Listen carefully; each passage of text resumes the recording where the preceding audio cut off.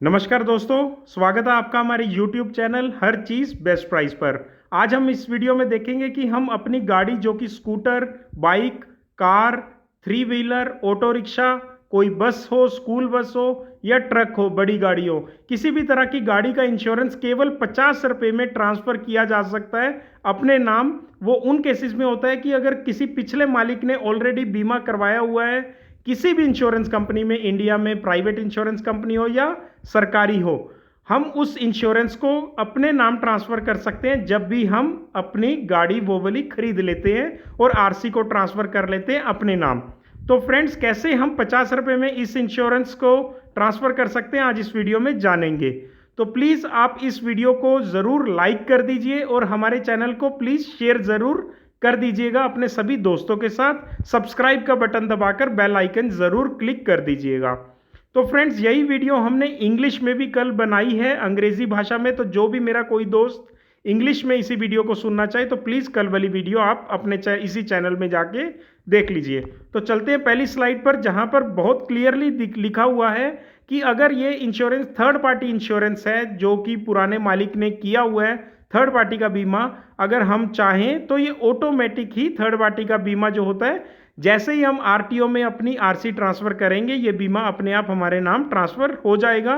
परंतु अगर हम चाहें कि इसे अपने नाम पर कागज़ में लिखवा कर लेकर आना है तो आप किसी भी जो इंश्योरेंस कंपनी है उसके किसी भी दफ्तर में, नज़दीकी शाखा में चले जाइए। वहाँ पर 50 रुपये इसकी फ़ीस होगी। कोई गाड़ी का इंस्पेक्शन नहीं चाहिए होगा क्योंकि थर्ड पार्टी के इंश्योरेंस में आईडीवी ज़ीरो रहती है। तो बिना किसी इंस्पेक्शन चार्ज के केवल 50 रुपये देकर आप अपने इंश्योरेंस को ट्रांसफ़र अपने नाम करवा लीजिए। तो चलते हैं आगे कि अगर आपकी थर्ड पार्टी इंश्योरेंस ना होकर पिछले मालिक ने पूरा इंश्योरेंस करवाया हुआ है, जिसे हम पैकेज पॉलिसी या कॉम्प्रिहेंसिव पॉलिसी भी कह देते हैं, तो जो कॉम्प्रिहेंसिव पॉलिसी है उसमें, पैकेज पॉलिसी में थर्ड पार्टी का जो पोर्शन है वो तो अपने आप ही ट्रांसफर हो जाता है। परंतु ओन डैमेज सेक्शन, मतलब अगर गाड़ी की जो भी वैल्यू दी हुई है, मान लीजिए 1 लाख, 2 लाख, 5 लाख, बड़ी गाड़ी है 10-20 लाख रुपए गाड़ी का आईडीवी लिखा हुआ है उसमें, तो अगर आपने ओनरशिप आरसी अपने नाम ट्रांसफर कर ली है बट इंश्योरेंस आपने अभी तक ट्रांसफर नहीं किया और बीच में अगर एक्सीडेंट हो जाता है तो दोस्तों आपको क्लेम नहीं मिलेगा जब तक आप इस इंश्योरेंस बीमा को अपने नाम ट्रांसफर नहीं कर लेते हैं। उसे कहते हैं ओन डैमेज सेक्शन, मतलब आपकी गाड़ी का डैमेज। तो उन केसेस में आपको लिखित रूप में अपनी इंश्योरेंस कंपनी को लेटर और प्रपोजल फॉर्म जाकर देना पड़ेगा और इसमें आप अपने जो भी पुराना मालिक है उनसे भी एक लेटर या फॉर्म साइन करवाकर ले लीजिए ट्रांसफर ऑफ इंश्योरेंस का। तो देखिए दोस्तों, बहुत सारी गाड़ियों में क्या होता है कि नो क्लेम बोनस ज़ीरो रहता है। अगर नो क्लेम बोनस पिछले मालिक की पॉलिसी में ज़ीरो है तो आपको केवल 50 रुपये ही फीस देनी है पैकेज कॉम्प्रिहेंसिव पॉलिसी में भी, मतलब फर्स्ट पार्टी में भी 50 रुपये फीस देनी है और थर्ड पार्टी में भी केवल 50 रुपये फीस ही देनी है। परंतु अगर वो पैकेज पॉलिसी में किसी तरह का भी नो क्लेम बोनस लिखा हुआ है जो कि इंश्योरेंस कंपनी ने पिछले मालिक को दिया था, तो वो आपसे रिकवर अमाउंट किया जाएगा। परंतु दोस्तों देखिए, इसमें गौर करने वाली बात यह है कि पूरे का पूरा नो क्लेम बोनस रिकवर नहीं किया जाएगा। मान लीजिए आपकी इंश्योरेंस पॉलिसी में नो क्लेम बोनस 25% था और उसकी रकम मान लीजिए उदाहरण रूप पर 1000 रुपये थी, तो दोस्तों आपको पूरे 1000 रुपये रिकवरी नहीं करनी पड़ेगी। मान लीजिए आपका इंश्योरेंस पॉलिसी ऑलरेडी 6 महीने बीत चुका है, बकाया केवल 6 महीने ही रह गया है क्योंकि कोई भी इंश्योरेंस बीमा गाड़ी का केवल 1 साल के लिए होता है। तो देखिए इस केस में अगर 6 महीने ऑलरेडी हो चुके हैं, 6 महीने बचे हैं, तो मतलब मान लीजिए 50% जो समय जा चुका है, तो केवल बचे हुए 50% समय के लिए ही आपको नो क्लेम बोनस की रिकवरी पेमेंट करनी होगी। तो इस केस में मान लीजिए 1000 रुपये नो क्लेम बोनस था तो आपको केवल 500 रुपये ही अतिरिक्त पेमेंट करनी है। चलते हैं अगले स्लाइड पर। जैसे कि मैंने आपको बताया कि 14 दिन आप जैसे ही आरटीओ में आरसी नेम ट्रांसफर करने के लिए फीस देते हैं आरटीओ में, उस दिन से लेकर 14 दिन तक आपको गाड़ी ले जाने की आवश्यकता नहीं है पैकेज पॉलिसी में, इंश्योरेंस कंपनी में अपना गाड़ी का इंस्पेक्शन करवाने के लिए 14 दिन ग्रेस पीरियड रहता है। मान लीजिए आज 17 सितंबर को मैंने गाड़ी का आरसी ट्रांसफर किया आरटीओ में, तो 17 से लेकर 15 दिन तक, मतलब मान लीजिए 1 अक्टूबर तक मेरे पास समय है कि मैं बिना गाड़ी ले जाए उसी इंश्योरेंस कंपनी के किसी भी नज़दीकी दफ्तर में जाके फॉर्म भर के 50 रुपये फीस दे के वही इंश्योरेंस अपने नाम ट्रांसफ़र करवा सकता हूँ। परंतु अगर 14 दिन से ज़्यादा हो चुके हैं आरसी की फीस दिए को, और आरसी आने में कई बार क्या होता है दोस्तों, हमारे घर में आने में 1 से 2 महीने का समय लग जाता है, तो उन केसेस में क्या होगा, आपको आपकी गाड़ी इंश्योरेंस के दफ्तर लेके जानी पड़ेगी। वहां पर इंश्योरेंस के ऑफिसर आपकी गाड़ी का इंस्पेक्शन करेंगे। अभी देखिए एक और सॉल्यूशन है इस बात का। क्या होता है कि जैसे हमारे घर में आरसी आने में 1 से 2 महीने लग गए, अभी उस समय में अगर कुछ एक्सीडेंट या क्लेम हो गया तो हमें ना ही पिछले मालिक को उसका इंश्योरेंस का क्लेम मिलता है और ना ही नए मालिक को मिलता है। तो इस केस में तो हमारा नुकसान हो गया।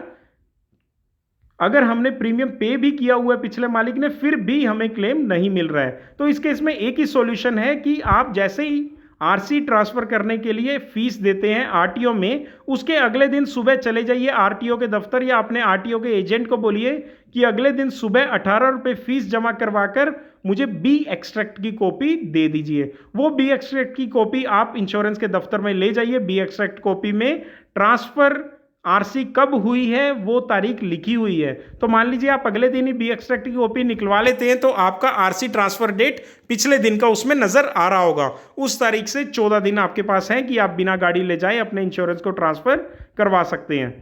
थर्ड पार्टी की ओनली लाइबिलिटी पॉलिसी, मतलब थर्ड पार्टी की पॉलिसी के लिए आपको इंस्पेक्शन करवाने की जरूरत नहीं है, क्योंकि गाड़ी का आईडी भी थर्ड पार्टी पॉलिसी में 0 होता है। मतलब आपको थर्ड पार्टी पॉलिसी में, जैसे कि मैंने आपको दूसरी वीडियोस में बताया कि थर्ड पार्टी पॉलिसी में आपको किसी तरह का क्लेम नहीं मिलता है। चलते हैं अगले स्लाइड पर। आपको क्या क्या डॉक्यूमेंट्स चाहिए जब भी आप इंश्योरेंस के दफ्तर में जा रहे हैं अपनी इंश्योरेंस को ट्रांसफर करवाने के लिए। सबसे पहले ओरिजिनल या फोटोकॉपी आरसी की, और अगर जैसे मैंने आपको बताया आरसी नहीं है तो ओरिजिनल या फोटोकॉपी बी एक्सट्रैक्ट की, ये आपको लेके जाना है। दोनों में से एक चीज इंश्योरेंस के दफ्तर में। दूसरी बात, कंसेंट लेटर या फिर फॉर्म पिछले मालिक से भरा हुआ, मतलब पिछला मालिक आपको या तो लेटर के रूप में लिख के दे दे कि मैंने गाड़ी इसको बेच दी है और इंश्योरेंस भी मेरी ट्रांसफर कर दी जाए नए मालिक के नाम, या फिर एक फॉर्म आता है जो कि आपको आरटीओ से ही मिल जाता है, आरटीओ के एजेंट से मिल जाता है, इंश्योरेंस के दफ्तर से मिल जाता है। उसमें ट्रांसफर ऑफ इंश्योरेंस का तैयार किया वो फॉर्म है, बस उसको आप नॉर्मल डिटेल्स पॉलिसी नंबर वगैरह भर दीजिए और पिछले मालिक का सिग्नेचर ले लीजिए। तीसरा डॉक्यूमेंट जो आपको लगेगा वो है प्रपोजल फॉर्म, जो कि नए मालिक ने भरना है। दोस्तों जैसे ही आप इंश्योरेंस के दफ्तर में जाएंगे या किसी अपने एजेंट से संपर्क करेंगे तो वो आपको प्रपोजल फॉर्म दे देगा, या फिर वो ही लोग आपके लिए भर देंगे, जिसमें एक बड़ी कॉमन सी चीज़ें होती हैं, जैसे आपका नाम, date of birth, address, mobile number, email address, गाड़ी का registration number, engine number, chassis number, IDV value जो भी उस इंश्योरेंस की पॉलिसी में लिखी हुई है, आपका नॉमिनी नेम, नॉमिनी एज और रिलेशनशिप, और ये सब भरकर आप अगर सिग्नेचर करके दे देंगे तो आपका प्रपोजल फॉर्म भी तैयार हो गया। चौथी चीज जो कि मैं शुरू से बता रहा हूं, ट्रांसफर फीस जो कि 50 रुपये है। इसमें दोस्तों जीएसटी इंश्योरेंस में 18% अलग से देना पड़ता है, तो टोटल मिलाकर आपकी फीस 59 रुपीज या 60 रुपीज, 60 रुपये के आसपास हो जाएगी। अगली चीज, जैसे कि मैं ऑलरेडी बता चुका हूं कि अगर पैकेज पॉलिसी है तो उसमें अगर पिछले मालिक को एनसीबी नो क्लेम बोनस का अमाउंट दिया गया है तो वो भी नए मालिक से रिकवर किया जाएगा, पर केवल प्रो रेटा बेसिस पर। प्रो रेटा बेसिस का मतलब मैं आपको पहले ही समझा चुका हूं कि ऑलरेडी अगर 6 महीने पॉलिसी को खत्म हो चुके हैं तो बकाया 6 महीने के लिए ही वो अमाउंट रिकवर किया जाएगा एनसीबी का। चलते हैं अगले स्लाइड पर। तो चलिए फ्रेंड्स, अगर आपको इस पर्टिकुलर इंश्योरेंस से रिलेटेड, किसी तरह के इंश्योरेंस से रिलेटेड कोई भी क्वेरी हो, कोई भी आपका सवाल हो, भले वो आपकी बिल्डिंग का इंश्योरेंस हो, ऑफिस का इंश्योरेंस हो, क्लिनिक का इंश्योरेंस हो या आपकी गाड़ियों का इंश्योरेंस हो, किसी तरह का कोई भी इंश्योरेंस में डाउट हो तो प्लीज़ आप कमेंट सेक्शन में लिख दीजिए, हम उसका जवाब जल्दी से जल्दी देंगे। और प्लीज़ इस वीडियो को लाइक कर दीजिए और सब्सक्राइब करने हमारा चैनल को प्लीज़ मत भूलिएगा। इसी तरह से हम आपके लिए नई वीडियोस लेकर आते रहेंगे। धन्यवाद।